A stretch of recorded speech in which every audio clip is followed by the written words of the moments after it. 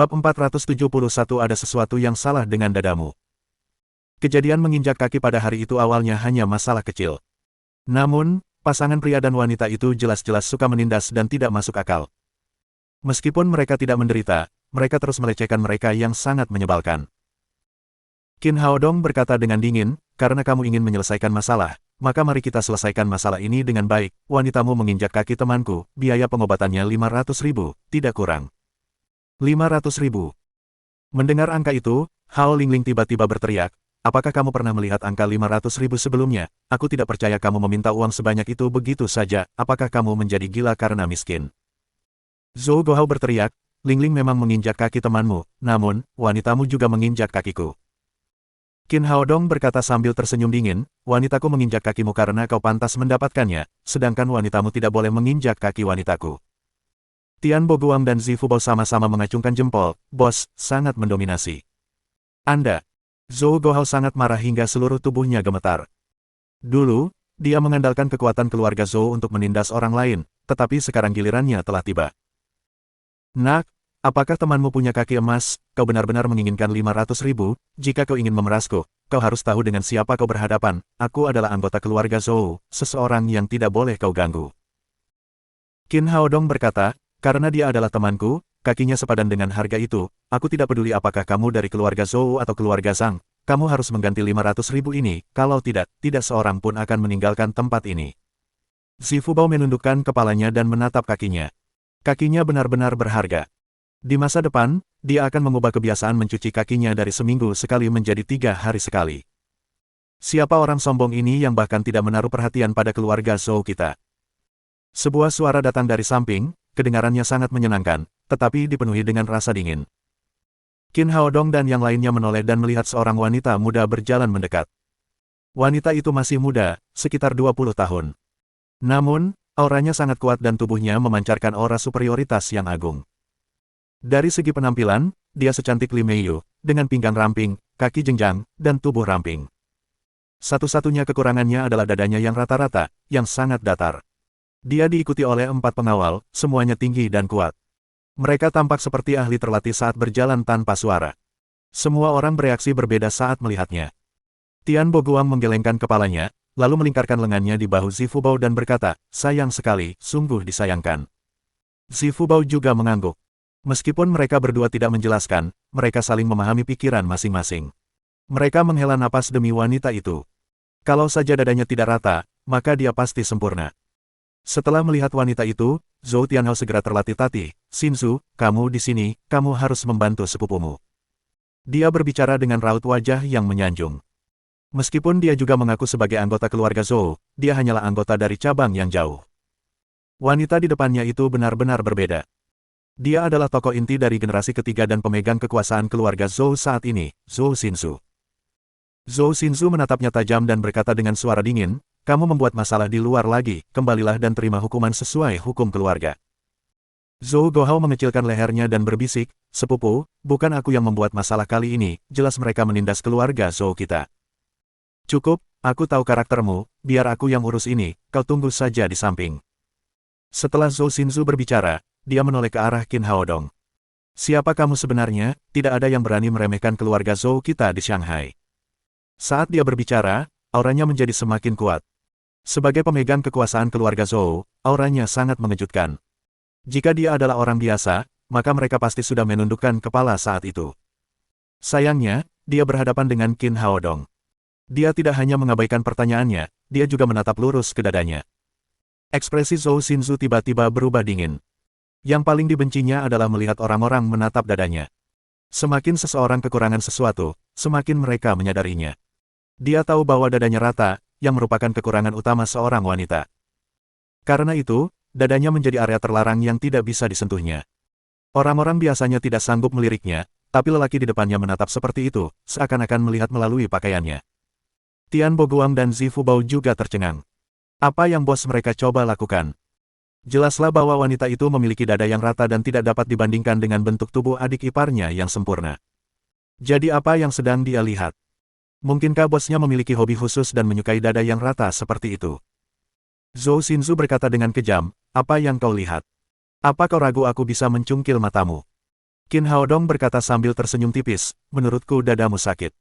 Begitu dia mengucapkan kata-kata itu, kaki Zifubao yang tidak terluka melemah, hampir jatuh ke tanah. Apa yang dilakukan bosnya? Bukankah dia mencari masalah dengan langsung mengatakan bahwa dadanya tidak bagus? Melihat pengawal yang tinggi dan kuat di belakang Zhou Xinzu, dia mulai mencari batu bata di sekitarnya, bersiap terlebih dahulu untuk pertempuran. Seperti yang diharapkan, Zhou Xinzu berkata dengan marah, kamu mencari kematian. Dia mengangkat tangannya dan hendak memberi perintah kepada beberapa pengawal di belakangnya. Namun, tepat pada saat itu, dia mendengar suara Qin Haodong, jika aku tidak salah lihat, meskipun dadamu rata, kedua payudaramu memiliki kanker payudara stadium lanjut. Jika kamu tidak segera mendapatkan perawatan, nyawamu akan terancam. Mendengar kata-kata itu, wajah Zhou Xinzu kehilangan warna. Tangan yang setengah terangkat diturunkan saat dia melihat sekeliling dengan gugup. Harus diketahui bahwa dia adalah jantung keluarga Zhou. Keluarga Zhou adalah raksasa ekonomi Shanghai. Jika berita tentang kanker payudaranya tersebar, itu akan langsung menyebabkan masalah keuangan yang besar. Konsekuensi seriusnya tidak terbayangkan. Kamu tidak perlu melihat, hanya kamu yang bisa mendengarku berbicara kepadamu. Sebagai dokter yang baik, Qin Haodong tentu tidak akan dengan mudah mengungkapkan rahasia pasien. Oleh karena itu, ia menggunakan transmisi rahasia. Hanya Zhou Xinzu yang dapat mendengarnya. Bab 472. Zhou Xinzu melihat sekeliling. Ia menjadi tenang saat melihat tidak ada seorang pun yang menyadari sesuatu yang aneh.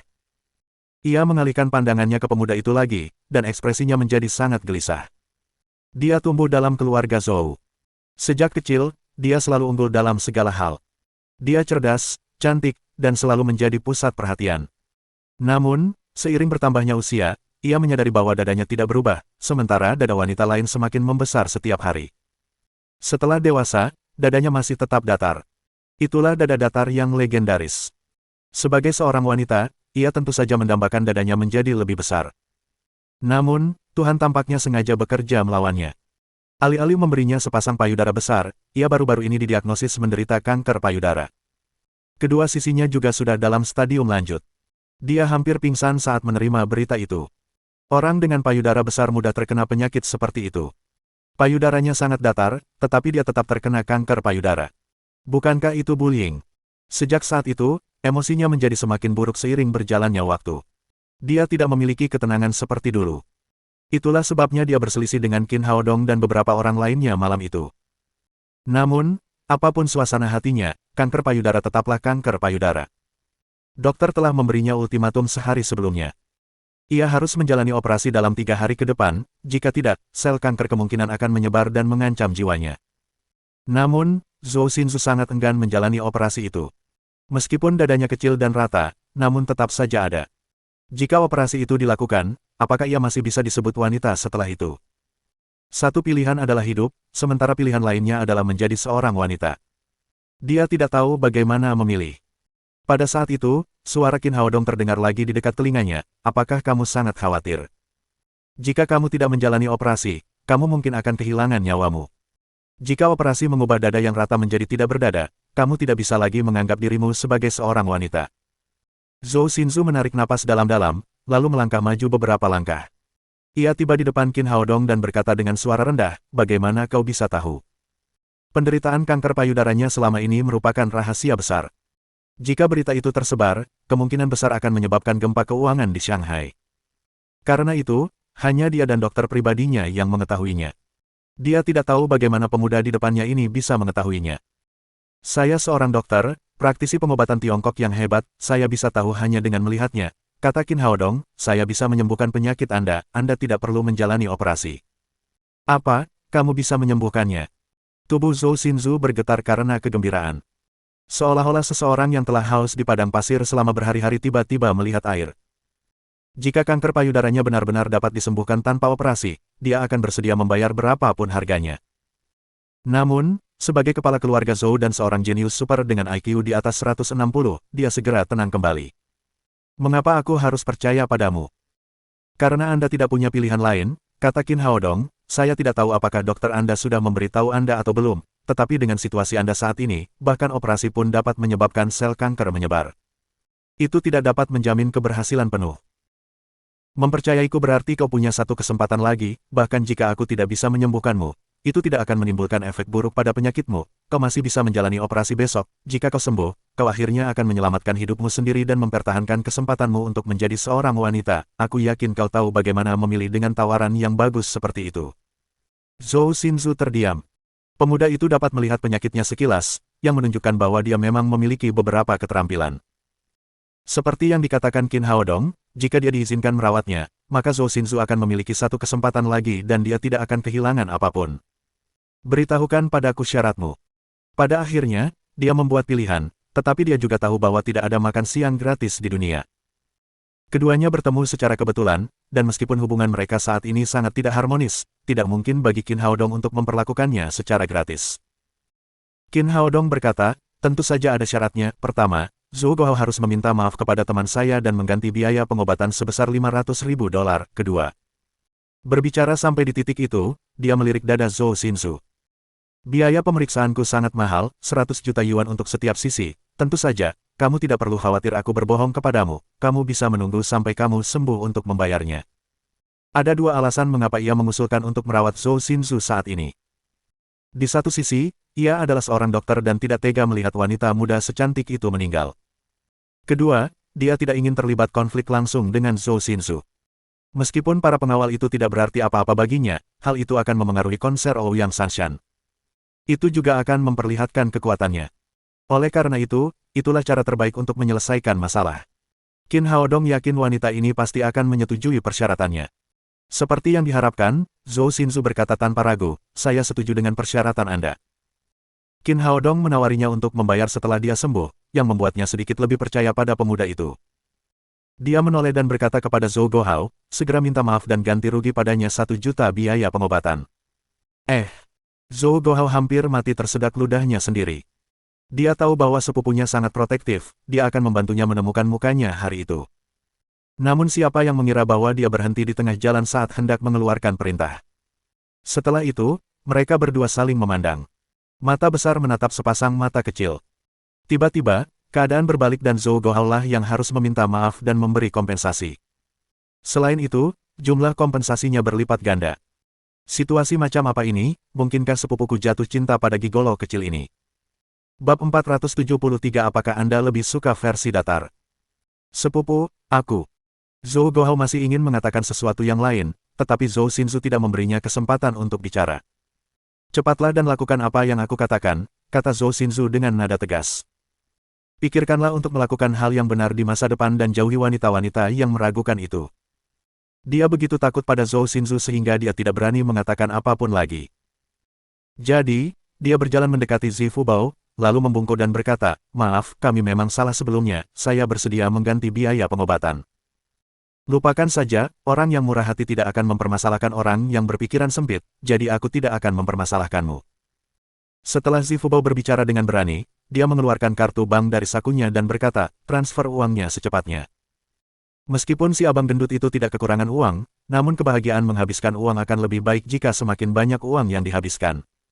Bagaimana meminta uang bukan berarti membuat keributan. Zhou Guohao diam-diam mengutuk dalam hatinya, tetapi tidak berani menunjukkannya. Dia dengan patuh mentransfer 1 juta yuan ke kartu Zifu Bao. Pada saat itu, konser hendak dimulai, jadi semua orang kembali ke tempat duduknya. Zhou Xinzu secara kebetulan adalah tamu VIP lainnya, tempat duduknya berada di sebelah Qin Haodong. Setelah mereka duduk, dia berbisik kepada Qin Haodong, kapan kamu akan mengobati penyakitku? Waktu saya sangat berharga, ayo kita lakukan sekarang. Kata Qin Haodong sambil mengeluarkan pil peningkat fisik. Ia meletakkannya di depan mulut Zhou Xinzu dan berkata, telan ini. Obat apa ini, apakah ada nomor serinya? Zhou Xinzu menatap pil hitam itu. Pada akhirnya, dia masih sedikit ragu. Bagaimanapun, itu adalah pertama kalinya dia bertemu Qin Haodong. Terserah Anda mau memakannya atau tidak. Obat-obatan di toko obat punya nomor batch. Bisakah obat-obatan itu menyembuhkan penyakit Anda? Ini. Sebagai kepala keluarga Zhou, tidak ada seorang pun yang berani berbicara seperti itu kepada Zhou Xinzu. Namun, untuk menyembuhkan penyakitnya, dia tidak peduli lagi. Setelah ragu-ragu sejenak, dia memasukkan pil itu ke dalam mulutnya. Karena dia sudah menderita penyakit itu, dia tidak peduli dengan keracunan. Setelah menelan pil itu, ia ingin menelannya dengan seteguk air. Tanpa diduga, pil itu langsung meleleh ke dalam air liurnya begitu masuk ke mulutnya. Seperti mata air yang jernih, pil itu mengalir ke perutnya. Setelah minum berbagai macam obat, dia belum pernah melihat pil ajaib seperti itu. Hal itu membuat Zhou Xinzu semakin percaya pada Qin Haodong. Melihatnya mengoper pil itu, Qin Haodong berkata lagi, ulurkan tanganmu. Apa yang akan kamu lakukan? Sementara Zhou Xinzu berbicara, dia masih mendengarkannya dan mengulurkan tangan yang kecil, putih, dan lembut. Tentu saja untuk menyembuhkan penyakitmu. Setelah Qin Haodong berbicara, dia meraih tangan Zhou Xinzu. Harus saya akui, tangan wanita ini memang terasa nyaman, lembut dan tanpa tulang. Memegangnya seperti memegang batu giok yang indah, halus dan bersih, sangat nyaman. Bagaimana kamu bisa menyembuhkan penyakit dengan berpegangan tangan? Apakah dia menyembuhkan dirinya sendiri atau hanya memanfaatkanku? Zhou Xinzu sangat bingung. Kalau bukan karena pil peningkat fisik yang meningkatkan energinya, maka dia akan mengira bahwa dia telah bertemu dengan seorang penipu Jianghu. Niat Qin Haodong bukanlah untuk mengambil keuntungan darinya, tetapi untuk benar-benar menyembuhkan penyakitnya. Kanker adalah sejenis tumor. Menurut praktik pengobatan Tiongkok, tumor adalah akumulasi racun dalam tubuh manusia. Jika kanker ingin disembuhkan, maka pada dasarnya, meridian harus dibersihkan untuk membuang racun. Ada dua hal penting yang menyebabkan kanker payudara Zhou Xinzu. Pertama, ia bertanggung jawab atas keluarga Zhou dan tidak mendapatkan istirahat yang cukup dalam waktu lama. Oleh karena itu, ia jatuh sakit karena terlalu banyak bekerja, tubuhnya menjadi lemah. Alasan kedua adalah dadanya yang rata itu sendiri. Itu adalah sumber depresi. Karena suasana hatinya tidak dapat diperbaiki, ia menjadi seperti sekarang ini. Pil peningkat fisik yang baru saja diberikan Qin Haodong kepadanya telah berhasil. Pada dasarnya, meridiannya masih harus dibersihkan untuk menghilangkan racun. Jika Qin Haodong menggunakan ki asli dengan jarum emas di tempat yang tepat, kanker payudaranya dapat disembuhkan sepenuhnya dalam waktu kurang dari 20 menit. Namun, mereka sedang berada di sebuah konser, jadi tidak cocok menggunakan jarum untuk menyembuhkan penyakitnya. Dia hanya bisa menggunakan ki asli kayu hijau untuk membersihkan meridiannya secara perlahan. Setelah tangan Zhou Xinzu dipegang oleh Qin Haodong, dia merasakan udara hangat mengalir ke tangannya. Udara itu menyebar dari telapak tangannya, lalu perlahan ke seluruh tubuhnya. Udara itu membuatnya merasakan kenyamanan yang belum pernah ada sebelumnya. Seolah-olah dia sedang berendam di sumber air panas. Satu-satunya perbedaan adalah dadanya, di sana ia merasa ada dua bongkahan es, kehangatan aliran udara tidak terasa di sana. Setelah aliran udara bersirkulasi di sekitar tubuh, aliran udara itu mulai menyerang perlahan ke arah dada. Dampaknya ringan, tetapi perlahan mencairkan es di dada, meningkatkan kehangatan sedikit demi sedikit. Mengetahui bahwa Qin Haodong memperlakukannya dengan cara yang unik, Zhou Xinzu tidak lagi merasa terbebani secara psikologis, jadi dia mengizinkannya untuk terus memegang tangan kecilnya. Saat dia sedang santai, Li Meiyu menjadi tidak senang dan melotot ke arah Qin Haodong. Pria itu berulang kali berteriak bahwa dia ingin mengejarnya, namun dalam sekejap mata, dia telah berhubungan dengan wanita lain. Qin Haodong dan Zhou Xinzu awalnya berbisik satu sama lain, lalu mereka berpegangan tangan. Apakah Qin Haodong tidak menaruh perhatian pada Li Meiyu? Tidak masalah jika Zhou Xinzu lebih cantik darinya, tetapi dia jelas seorang wanita berdada rata. Bagaimana mungkin Zhou Xinzu bisa dibandingkan dengan sosoknya yang bagus? Mungkinkah pria ini memiliki minat khusus dan menyukai dada rata? Zifubao merasa dirugikan dan berpikir bahwa bosnya sudah keterlaluan. Dia telah berhubungan dengan wanita cantik lain di depan saudara iparnya. Tuhan tidak adil. Mengapa pria yang baik dan suci seperti dia masih melajang? Di sisi lain, Tian Boguang memiliki kata kagum yang terukir di wajahnya. Qin Haodong memiliki beberapa pacar, tetapi dia tidak pernah seterbuka itu dengan mereka sebelumnya. Ini adalah pertama kalinya. Zhou Guohao, yang duduk di belakang mereka, menggertakkan giginya karena marah saat melihat mereka berpegangan tangan. Tidak heran aku harus membayar ganti rugi 1 juta yuan, dan membungkuk kepada pria gendut itu untuk meminta maaf. Ternyata dia menyukai pria tampan ini, dia berpura-pura seperti orang suci di masa lalu, tetapi ternyata dia jalang. Sejak Zhou Xinzu muncul, Hao Lingling hanya diam saja. Ia duduk di sana seperti seorang putri yang patuh, sementara matanya sesekali berkedip. Tidak ada yang tahu apa yang sedang dipikirkannya. Kemudian pada saat itu, konser akhirnya dimulai. Selain Qin Haodong, yang lain seperti Zifubao dan Tian Boguang tiba-tiba menjadi bersemangat. Itu adalah pertama kalinya mereka melihat konser dari seorang selebriti sejati dari dekat, dan pertama kalinya mereka begitu dekat dengan Ouyang Sanshan. Bahkan Li Meiyu mengalihkan perhatiannya dari Qin Haodong ke panggung. Qin Haodong masih memegang tangan Zhou Xinzu, namun matanya menatap ke depan. Ia menyadari bahwa itu adalah kursi VIP terbaik. Panggung berada tepat di depannya tanpa ada yang menghalangi pandangannya. Ouyang Sanshan, aku mencintaimu. Dewi, Dewi, Dewi. Aduh, ah. Teriakan dan jeritan terdengar di mana-mana. Seluruh tempat itu menjadi heboh. Meskipun Zhou Xinzu sedang dirawat dengan ki asli kayu hijau, dia tetap bersemangat. Dia melirik pemuda di sebelahnya. Dia memang istimewa. Kegilaan terpancar di wajah semua orang yang hadir kecuali Qin Haodong, yang tetap tenang. Dia begitu tenang sehingga tampak seolah-olah dia sedang menonton pertunjukan kerabat atau temannya. Tidak akan pernah terlintas dalam pikirannya bahwa Qin Haodong baru saja makan malam dengan Ouyang Sanshan malam sebelumnya. Jika dia segembira para penggemar itu, bukankah dia gila? Saat lampu meredup, suasana menjadi sunyi. Mata semua orang tertuju ke tengah panggung. Sekitar 7 atau 8 detik kemudian, lampu sorot terang bersinar dari atas ke tengah panggung. Platform pengangkat di tengah panggung perlahan naik. Di tengah semua perhatian, sosok cantik dalam kostum kuno duduk di sana dengan Guqin di depannya. Yang mengejutkan semua orang, orang yang mengenakan kostum kuno itu membelakangi penonton. Mustahil untuk melihat siapa orang itu, bahkan melalui layar besar di sampingnya. Pintu masuk yang unik itu langsung membangkitkan keingintahuan semua orang. Siapa dia? Apakah dia Sanshan? Bagian belakangnya mirip sekali dengan dia. Menurutku tidak, aku juga tidak yakin Sanshan bisa memainkan Guqin. Kenapa bukan dia? Sanshan adalah dewi manusia, dia bisa melakukan apa saja, jadi tidak mengherankan jika dia tahu cara memainkan Guqin. Saat semua orang berbisik-bisik, mereka melihat wanita cantik berpakaian kuno memainkan gerakan jari yang ringan. Suara indah mengalir keluar dari Guqin, seperti mata air jernih yang mengalir langsung ke kedalaman jiwa manusia. Menakjubkan, kedengarannya menakjubkan, saya belum pernah mendengar musik seindah itu sebelumnya. Itu pasti Sanshan, selain Sanshan, tidak ada orang lain yang bisa memainkan suara alam seindah itu. Pada saat itu, panggung pun menyala. Sosok anggun turun dari langit, diikuti oleh suara merdu yang menggema di seluruh tempat. Bertemu 100 kali dalam mimpi, itu membuka mataku. Tetapi masih berpikir 1000 kali, yang paling tak terlupakan, wajahnya. 100 derajat kerinduan. Selama pembukaan, Ouyang Sanshan menggunakan lagunya yang diaransemen dengan cermat untuk menghadirkan pesta audiovisual bagi para penonton. Dua sosok yang sangat cantik, satu bergerak dan satu duduk. Kerja sama tim mereka sangat sempurna. Suara yang merdu dengan alunan Guqin yang merdu. Itu adalah pasangan yang serasi. Dari segi penampilan, yang satu sangat cantik jelita, dan yang lain membuat imajinasi orang membumbung tinggi. Kerja sama tim Ouyang Sanshan dan Jia Xihan memukau semua orang di tempat tersebut. Para penonton bernyanyi dengan lembut atau bertepuk tangan mengikuti irama, seraya mereka tenggelam dalam pikiran mereka masing-masing. Meskipun ini adalah kedua kalinya Qin Haodong mendengar lagu itu, dia tetap tidak bisa menahan diri untuk tidak tenggelam dalam lagu itu. Dia memiliki banyak pikiran di kepalanya. Rasanya seperti 100 tahun telah berlalu. Melodinya perlahan mereda, seiring dengan memudarnya suara Guqin. Lagu itu berakhir dan suasana kembali tenang, diikuti oleh sorak-sorai dan tepuk tangan yang menggema bak tsunami. Harus dikatakan bahwa pembukaan Ouyang Sanshan yang dirancang dengan baik merupakan kesuksesan yang belum pernah terjadi sebelumnya. Dalam sekejap, konser tersebut mencapai klimaks.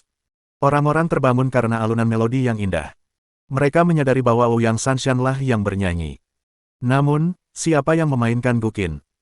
Siapakah wanita cantik yang memainkan Guqin? Aku belum pernah mendengar suara Guqin seindah itu. Lihatlah punggungnya, sangat indah, aku ingin mengejarnya.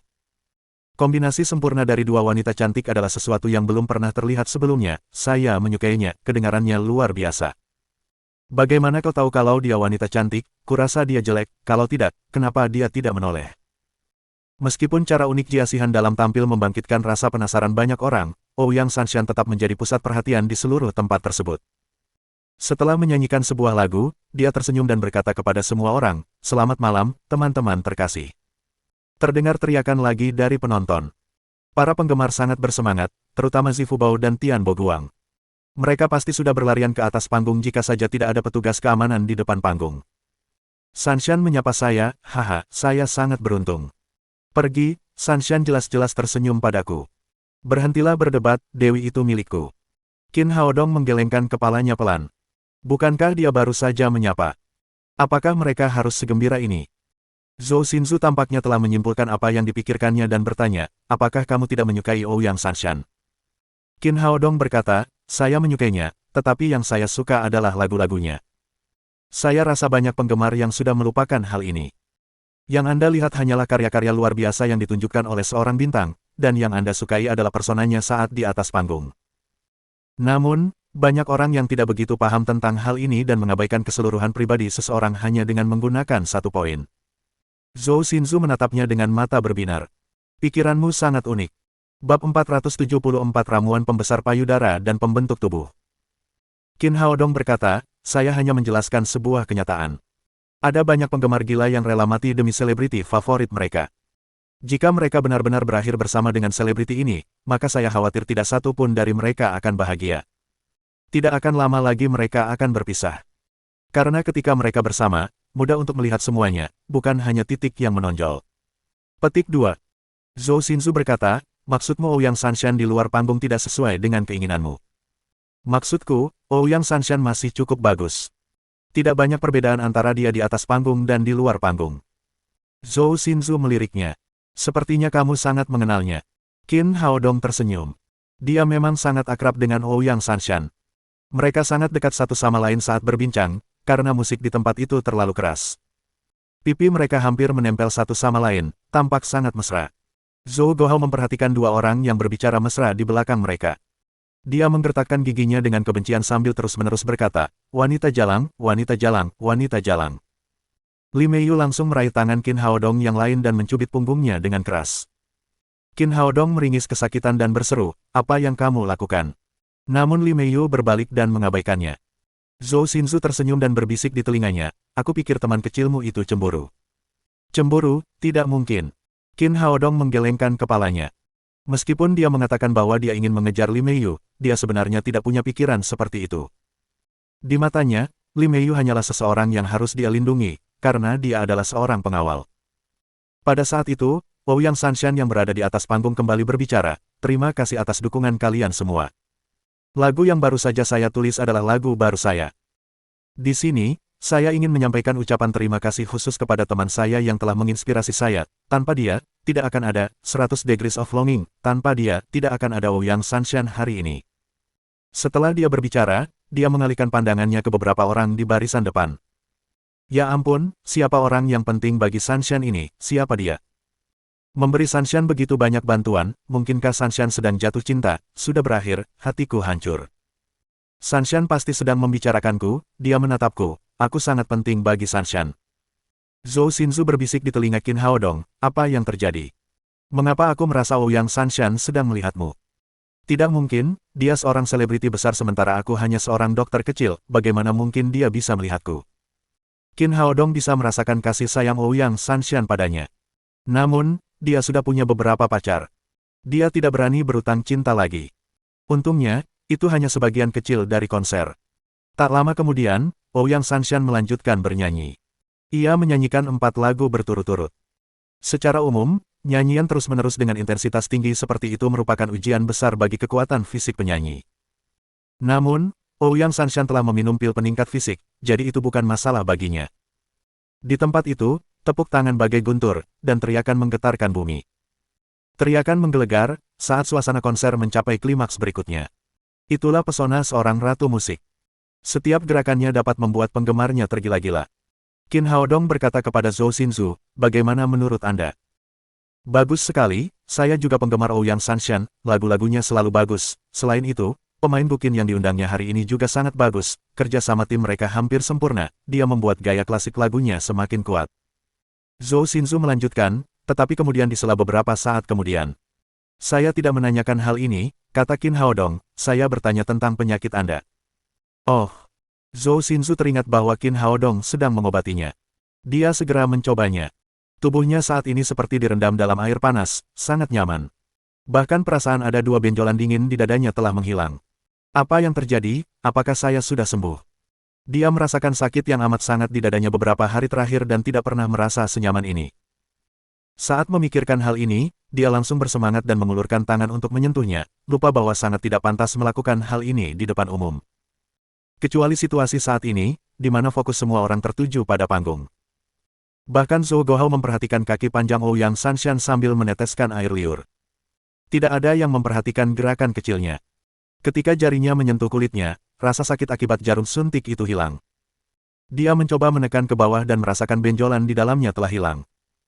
Dia menekan kuat lagi dan mencari dengan hati-hati, tetapi tidak ada tanda-tanda gumpalan itu.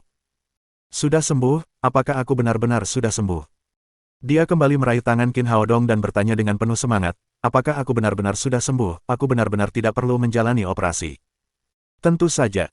Qin Haodong mengangguk. Jika kamu tidak percaya padaku, kamu bisa menunggu sampai kamu diperiksa di rumah sakit terlebih dahulu, baru membayarnya nanti. Bagus, saya tidak perlu operasi. Setelah kegembiraannya, Zhou Xinzu memegang erat tangan Qin Haodong di dadanya. Air mata mengalir saat dia melampiaskan tekanan dan rasa sakit yang telah dia alami beberapa hari terakhir. Melihat wanita itu berpegangan erat pada tangannya, Qin Haodong merasa sedikit malu. Untungnya, dada wanita itu benar-benar rata. Tidak ada reaksi aneh yang muncul. Begitu saja, beberapa menit berlalu sebelum Zhou Xinzu tenang kembali. Ia melepaskan tangan Qin Haodong, lalu mengeluarkan ponselnya dari saku dan berkata, berikan nomor kartumu, aku akan mentransfer uangnya kepadamu. Qin Haodong berkata, kau tidak akan memeriksanya lagi. Jumlahnya 200 juta yuan, bukan jumlah yang sedikit. Tidak perlu, aku percaya padamu. Di pusat perbelanjaan, Zhou Xinzu terkenal karena ketegasannya. Kali ini pun sama. Dia benar-benar percaya bahwa Qin Haodong telah menyembuhkan penyakitnya. Lagi pula, 200 juta yuan tidak ada artinya baginya. Qin Haodong mengeluarkan kartu banknya. Mereka menyelesaikan transfer bank dengan sangat cepat. Karena kamu sangat percaya padaku, aku akan memberimu barang lainnya. Qin Haodong berkata sambil mengeluarkan botol giok kecil dari sakunya dan menyerahkannya kepada Zhou Xinzu. Dia mengambilnya dan melihatnya. Ada 2 pil kecil di dalam botol giok kecil itu, satu merah dan satu hitam. Saat ini dia tahu betul bahwa obat Qin Haodong sama sekali bukan obat biasa. Obat macam apa ini? Apa yang bisa disembuhkannya? Tanyanya. Ini adalah ramuan pembesar payudara dan pembentuk tubuh eksklusif saya, alokasi lemak tubuh wanita dapat berubah setelah mengonsumsinya. Ini berarti bahwa ramuan ini dapat memindahkan lemak dari bagian tubuh wanita lainnya ke dadanya, yang menghasilkan pembesaran payudara dan pembentukan tubuh. Benarkah? Bagaimana mungkin? Zhou Xinzu ternganga karena terkejut. Jika Qin Haodong tidak menyembuhkan kanker payudaranya, dia akan mengira dia benar-benar penipu Jiang Hu. Jika benar-benar memiliki efek ajaib ini, maka nilai obat itu akan sangat besar. Mengapa kamu menanyakan hal ini lagi, obatku asli? Qin Haodong menatapnya dan berkata, apakah kamu menginginkannya? Jika tidak, kembalikan padaku. Saya mau, tentu saja saya mau. Zhou Xinzu menggenggam botol giok kecil di telapak tangannya. Sudah menjadi impiannya selama bertahun-tahun untuk memperbesar payudaranya. Tidak seorang pun tahu keinginan wanita berdada rata untuk memperbesar payudara. Qin Haodong tersenyum. Dia sudah menduga hasil ini. Bagaimana mungkin wanita di depannya ini bisa menahan godaan ketika dia hampir sempurna kecuali dadanya yang rata? Baru saja, aku membantumu membersihkan meridianmu yang tersumbat dan membuang racun dari tubuhmu. Dalam waktu sekitar 2 jam dari sekarang, tubuh akan secara otomatis membuang racun. Ketika saatnya tiba, kamu dapat meminum Breast Enhancement dan Body Shaping Elixir. Namun, ada petunjuk yang harus diikuti. Anda harus meminum kedua pil tersebut secara bersamaan. Tepat pada saat itu, wajahnya tiba-tiba berubah. Aura pembunuh yang kuat muncul dari belakangnya. Tidak bagus, ada pembunuh. Tubuh Qin Haodong langsung menegang, mengira pembunuh itu mengincar Li Meiyu. Namun, saat dia cepat-cepat berbalik, dia menemukan sedikit hawa dingin yang mengarah ke leher Zhou Xinzu. Yang lebih mengejutkannya adalah orang yang menyerangnya adalah Hao Lingling, yang berada di sebelah Zhou Guohao. Saat ini, wanita itu tidak lagi tampak seperti seorang penggali emas. Dia memegang pisau tajam di tangannya dan aura pembunuh yang kuat di sekujur tubuhnya. Awalnya dia adalah pembunuh yang sangat hebat. Alasannya bermain-main dengan Zhou Guohao adalah untuk membunuh Zhou Xinzu. Dia adalah pembunuh yang sangat berpengalaman. Dia tidak hanya pandai menyamar, dia juga pandai memanfaatkan peluang. Dia menunggu sampai Zhou Xinzu sembuh dari kanker payudaranya, sementara dia masih emosional dan gelisah untuk akhirnya melancarkan serangan mematikan. Harus dikatakan bahwa Hao Lingling telah merencanakan semuanya dengan sangat hati-hati secara rahasia. Dia telah memanfaatkan kesempatan itu dengan sangat baik. Namun, dia tidak pernah menyangka bahwa seorang ahli tingkat 3 di alam kekuatan tertinggi akan duduk di sebelah Zhou Xinzu. Tepat ketika pisau tajam itu menyentuh kulit leher Zhou Xinzu, secerca kemenangan muncul di bibirnya saat dia melihat bahwa dia akan menyelesaikan misi pembunuhannya. Pada saat itu, pergelangan tangannya dicengkeram. Dicengkeram begitu erat sehingga pisau tajam di tangannya tidak bisa lagi bergerak maju. Hao Lingling terkejut. Dia tidak pernah menyangka bahwa pemuda tampan itu akan menghentikannya. Sebagai pembunuh yang berpengalaman, dia segera menyadari bahwa dia telah bertemu dengan seorang ahli. Dia ingin melarikan diri segera setelah misinya gagal. Namun, dia terkejut karena ternyata dia kehilangan kemampuan untuk bergerak. Setelah itu, dia terlempar keluar dan jatuh dengan keras di tanah di depan kursi VIP. Melihat hal ini, Zhou Xinzu akhirnya menyadari apa yang telah terjadi. Pengawal yang duduk di sisinya bergegas maju dan menjatuhkan Hao Lingling ke tanah. Qin Haodong melihat sekeliling. Awalnya, dia takut pembunuhan itu akan memengaruhi konser Ouyang Sanshan. Namun, dia melihat bahwa tidak ada yang menyadari keanehan itu sementara musik yang memekakkan telinga mengelilingi mereka. Mata semua orang tertarik oleh penampilan Ouyang Sanshan yang penuh semangat di atas panggung. Zhou Xinzu tampak dingin. Dia tidak ingin masalah ini menjadi lebih besar, jadi dia melambaikan tangan kepada pengawalnya untuk membawa Hao Lingling pergi. Setelah masalah itu selesai, dia menoleh ke arah Zhou Guohao yang tertegun dan bertanya dengan suara dingin, apa sebenarnya yang sedang terjadi? Aku tidak tahu. Awalnya dia adalah seorang pria yang hanya tahu cara makan, minum, dan bersenang-senang. Namun, dia tidak akan pernah menyangka bahwa Hao Lingling yang penurut akan berubah menjadi pembunuh yang ganas dalam sekejap mata. Terlebih lagi, targetnya adalah Zhou Xinzu. Melihat ekspresinya yang ketakutan, Zhou Xinzu tahu bahwa pembunuhan itu tidak ada hubungannya dengan dirinya. Dia telah digunakan sebagai alat. Kembalikan pantatmu, aku akan membalasmu nanti. Aku mengerti. Betapapun bodohnya Zhou Guohao, dia tahu bahwa dia telah menyebabkan bencana besar kali ini. Zhou Xinzu adalah tokoh inti dalam 3 generasi keluarga Zhou, dan orang yang bertanggung jawab. Wanita yang dibawanya ingin membunuhnya, oleh karena itu dialah yang bertanggung jawab. Dia tidak dapat lagi menikmati konser dan pergi dengan murung. Zhou Xinzu berbalik.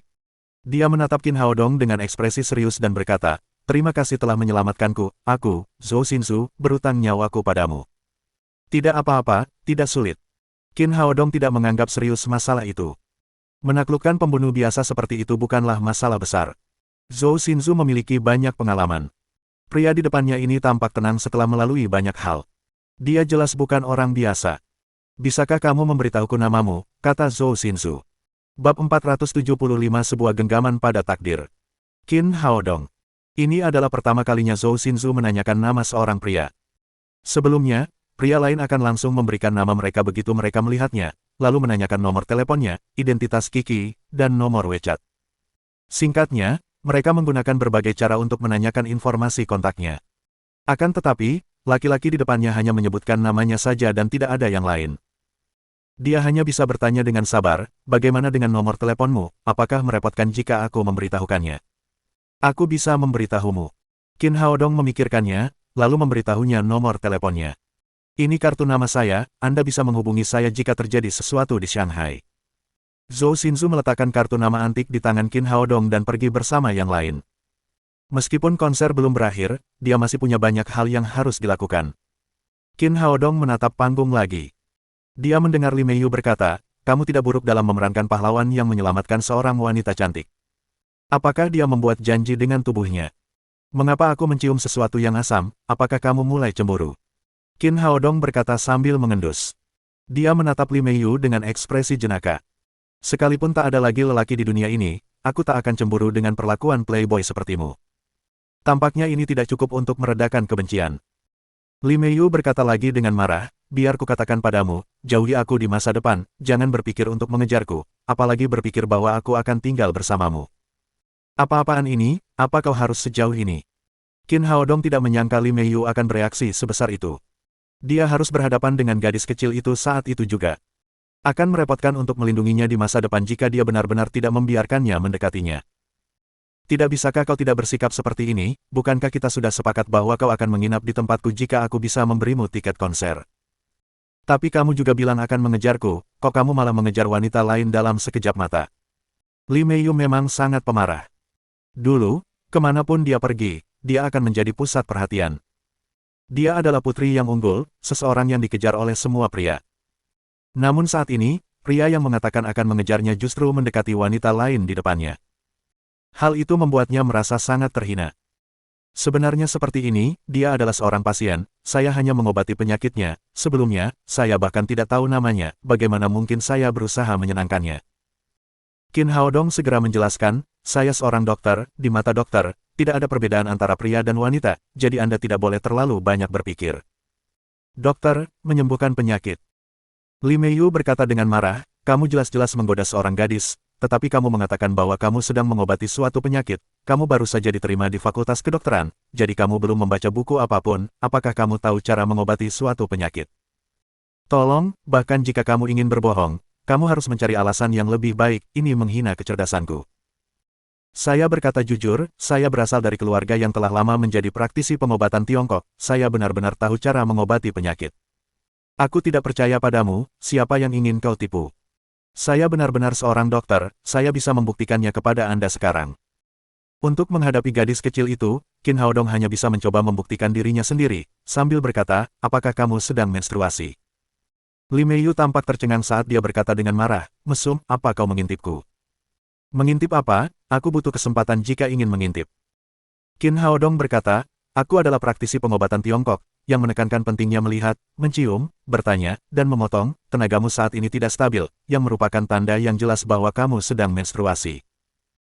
Li Meiyu memikirkannya lalu berkata lagi, meskipun kamu adalah seorang praktisi pengobatan Tiongkok, aku belum pernah mendengar seorang praktisi pengobatan Tiongkok yang meraba denyut nadi seseorang, aku juga belum pernah mendengar pengobatan penyakit dengan berpegangan tangan, jadi, kamu tetap berbohong. Hanya karena Anda belum pernah mendengarnya, bukan berarti itu tidak ada, saya bisa menunjukkannya sekarang. Apa yang akan kamu obati? Tubuhku baik-baik saja dan aku tidak sakit. Seorang dokter barat mengatakan Anda tidak sakit, namun, di mata kami, praktisi pengobatan Tiongkok, Anda sakit. Qin Haodong berkata, Anda biasanya suka tetap dingin, jadi Anda tidak memperhatikan kehangatan, terutama saat menstruasi, Anda sering minum minuman dingin dan mencuci rambut menggunakan air dingin, oleh karena itu, Anda memiliki kekuatan dingin yang kuat di dalam tubuh Anda. Hal ini akan menyebabkan gangguan selama menstruasi, selain itu, akan sangat tidak nyaman setiap kali menstruasi datang, akan ada nyeri perut bagian bawah dan nyeri punggung bagian bawah, selain itu, kondisinya semakin parah, benar, kan? Li Meiyu membuka mulutnya karena terkejut. Kondisi fisiknya persis seperti yang dijelaskannya. Selain itu, menstruasinya kali ini datang sangat tiba-tiba. Menstruasi terakhirnya hanya 20 hari sebelumnya. Dia tidak akan keluar hari itu jika bukan karena keinginannya untuk menonton konser. Karena itu benar, aku akan menyembuhkannya untukmu sekarang. Qin Haodong berkata sambil memegang tangan Li Meiyu, lalu menyalurkan ki sejati kayu hijau kepadanya melalui titik akupuntur.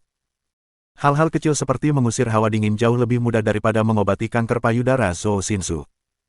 Ki sejati kayu hijau mengalir ke tubuhnya, dengan bersih mengusir udara dingin. Perutnya, yang tadinya terasa sakit, tiba-tiba terasa sangat nyaman. Dia juga menjadi lebih bersemangat. Baru pada saat itulah dia menyadari bahwa dia telah salah paham terhadap Qin Haodong. Pada saat yang sama, dia kagum dengan keterampilan medisnya yang ajaib. Karena ekspresi Li Meiyu sudah sangat melunak, Qin Haodong dengan cepat menyerang saat keadaan masih panas. Bukankah aku mengatakan yang sebenarnya, seperti yang kau lihat, aku baru saja mengobati suatu penyakit, dia tidak secantik dirimu, dan bentuk tubuhnya tidak sebagus milikmu, bagaimana mungkin aku mengejarnya dan tidak mengejar wanita secantik dirimu? Setiap wanita senang mendengar pujian dari orang lain. Li Meiyu tidak terkecuali. Baiklah, kamu lulus. Kalau begitu malam ini, apakah kamu akan tinggal di tempatku? Aku menepati janjiku. Setelah Li Meiyu berbicara, dia menatap Qin Haodong dengan tatapan bertanya. Kamu selalu ingin aku datang dan tinggal bersamamu, apakah kamu sedang memikirkan sesuatu yang buruk? Tidak mungkin, aku orang yang jujur dan dapat diandalkan, bagaimana mungkin aku punya pikiran buruk? Kata Qin Haodong sambil tetap memegang tangannya. Dia terus menggunakan ki asli kayu hijau untuk membantu membersihkan meridian di bagian lain tubuhnya. Li Meiyu merasa sangat nyaman saat Qin Haodong memegang tangannya dan tidak terburu-buru untuk menariknya kembali. Keduanya terus menonton konser. Seiring berjalannya waktu, konser itu hampir berakhir. Ouyang Sanshan dan Jia Xihan kembali tampil bersama. Kemudian, di panggung yang tinggi, mereka perlahan menghilang dari pandangan semua orang sebelum konser berakhir. Meskipun para penggemar yang gila itu enggan untuk pergi, semua orang bubar setelah lagu berakhir, mereka harus pergi pada suatu saat. Qin Haodong dan yang lainnya perlahan-lahan berjalan keluar dari tempat pertunjukan bersama dengan arus orang-orang. Bos, kamu dan adik ipar lanjutkan saja kehidupan kekasihmu, kami akan kembali dulu. Zifu Bao dan Tian Boguang kembali ke sekolah kedokteran Jiangnan. Qin Haodong memanggil taksi dan pergi ke vilanya bersama Li Meiyu. Hari itu, saat ia bertemu dengan Zhou Xinsu, ada sesuatu yang menggelitik hatinya. Setelah ia pergi ke Shanghai, ia tidak tahu tentang kekuatan di wilayah tersebut. Oleh karena itu, ia mengirim pesan kepada Ma Wenzhuo setelah naik taksi. Qin Haodong memintanya untuk mempersiapkan dan mengirimkan laporan yang berisi rincian tentang kekuatan utama di Shanghai, termasuk situasi keluarga Zhou Xinsu. Di dalam kantor Daddy Security Company, Ma Wenzhuo sedang menonton film laga baru yang dibintangi oleh seorang guru di negara kepulauan. Setelah menutup telepon, dia berkata dengan nada tidak puas, tanpa seorang wanita yang menemaniku, aku bahkan tidak bisa berhenti menonton film pendek. Meskipun dia berkata demikian, tangannya mulai sibuk menyiapkan materi untuk Qin Haodong. Sebagai perusahaan keamanan papan atas, ia harus memahami sepenuhnya kekuatan utama di Shanghai. Oleh karena itu, informasinya mudah didapat. Ia menyalinnya langsung ke flash drive, lalu bangkit dan menuju villa Qin Haodong. Di dalam taksi, Li Meiyu bertanya pada Qin Haodong setelah melihatnya bermain dengan ponselnya tanpa bersuara, "Apa yang sedang kamu lakukan?" "Tidak ada, mengirim pesan ke teman." "Kenapa kamu perlu mengirim pesan, kenapa tidak menelepon saja?" kata Li Meiyu sambil menyeringai. "Kamu tidak menghubungi partnermu untuk menjualku, kan?" Qin Haodong tersenyum dan berkata, "Kamu punya imajinasi yang liar, apakah aku butuh partner jika ingin menjualmu? Satu orang saja sudah cukup." Meskipun mereka belum saling kenal selama itu, Li Meiyu masih sangat percaya pada pria di depannya. Dia hanya ingin tahu mengapa Qin Haodong ingin dia tinggal di tempatnya. Mereka segera tiba di villa Qin Haodong. Li Meiyu tidak pernah menyangka rumah Qin Haodong begitu indah. "Apakah ini rumahmu?" tanyanya. Qin Haodong mengangguk. "Benar, rumahmu seindah ini." Sementara Li Meiyu berbicara, dia berjalan ke ruang tamu bersama Qin Haodong. Setelah melihat-lihat bagian dalam villa, dia berkata dengan puas, "Rumahmu cukup bagus, aku sudah memutuskan untuk tinggal di sini." Qin Haodong diam-diam menghela napas lega. Gadis ini akhirnya setuju. Kalau tidak, dia harus pergi ke asrama putri untuk berjongkok di lantai bawah pada malam hari lagi. Dia bisa bertahan hidup 1 hari. Namun, begitu pelatihan militer dimulai, tidak seorang pun diizinkan meninggalkan asrama. Apa yang akan dia lakukan? Waktu transaksi saat ini tidak terlalu hemat biaya. Tampaknya harga 1 juta sehari masih terlalu rendah. Dia harus meminta Nalan Wushuang untuk menyesuaikannya. Harganya setidaknya harus 10 juta sehari. Li Meiyu melepas sepatu hak tingginya, lalu duduk di sofa, "Kakiku sangat sakit setelah hari yang melelahkan." Dia menatap Qin Haodong dan berkata sambil tersenyum licik, "Bukankah kamu seorang praktisi pengobatan Tiongkok? Kamu pasti tahu cara memijat, bagaimana kalau memijat kakiku?" Garis-garis hitam muncul di dahi Qin Haodong. "Saya hanya seorang praktisi pengobatan Tiongkok, bukan terapis kaki." Li Meiyu berkata sambil cemberut, "Kenapa? Kamu tidak mau? Kalau kamu tidak mau, aku akan pergi." "Baiklah, aku akan memijatmu." Qin Haodong dapat melihat bahwa gadis ini telah mencengkeram takdirnya. Percobaan pembunuhan yang dialami Zhou Xinzu memberinya peringatan. Meskipun anak-anak seperti dia, yang merupakan keturunan langsung dari keluarga kaya dan berkuasa, memiliki masa depan yang cerah, mereka masih dapat menghadapi semua jenis pembunuh kapan saja. Sebagai ultragard perusahaan, tentu saja dia tidak bisa menghancurkan reputasi Daddy Security Company dengan tangannya sendiri. Dia hanya bisa dengan enggan menjadi terapis kaki, yang jauh lebih baik daripada berjongkok di bagian bawah asrama putri.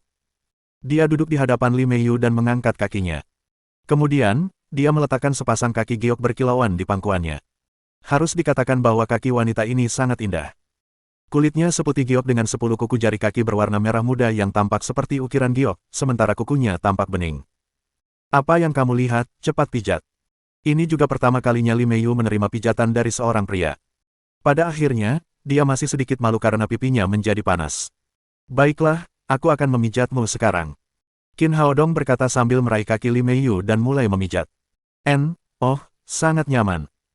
Ki asli kayu hijau, ditambah dengan teknik pemijatan khusus, membuat Li Meiyu merasa sangat nyaman hingga ia tidak bisa menahan tangis. Mendengar suara unik itu, Qin Haodong tiba-tiba ingin mengumpat karena ia terbawa suasana kegembiraan. Mengapa suara ini sepertinya sering terdengar dalam film-film negara tertentu? Pada saat itu, seseorang di pintu berkata, "Bolehkah saya masuk?" Qin Haodong menoleh dan melihat Ma Wenzhuo berdiri di pintu sambil tersenyum menggoda. "Bos, apakah aku datang di waktu yang salah?" "Tidak ada salahnya, cepat masuk ke sini." Ma Wenzhuo tersenyum saat masuk. Dia melihat Qin Haodong memeluk sepasang kaki di atas kakinya. "Bos, apakah Anda sedang memijat adik ipar?" kata Ma Wenzhuo sambil tersenyum main-main. Setelah dia berbicara, dia melihat dengan jelas penampilan Li Meiyu. Dia langsung berkata dengan heran, "Bos, kamu mengubah orang lagi. Berapa banyak saudara ipar sekarang?" Mohon dukungan dari Om Ante-Ante sekalian buat subscribe agar Mimin terus semangat untuk up novel seru lainnya. Sekiranya ada kebutuhan buat subbag, silakan inbox Mimin atau tuliskan di kolom komentar. Terima kasih.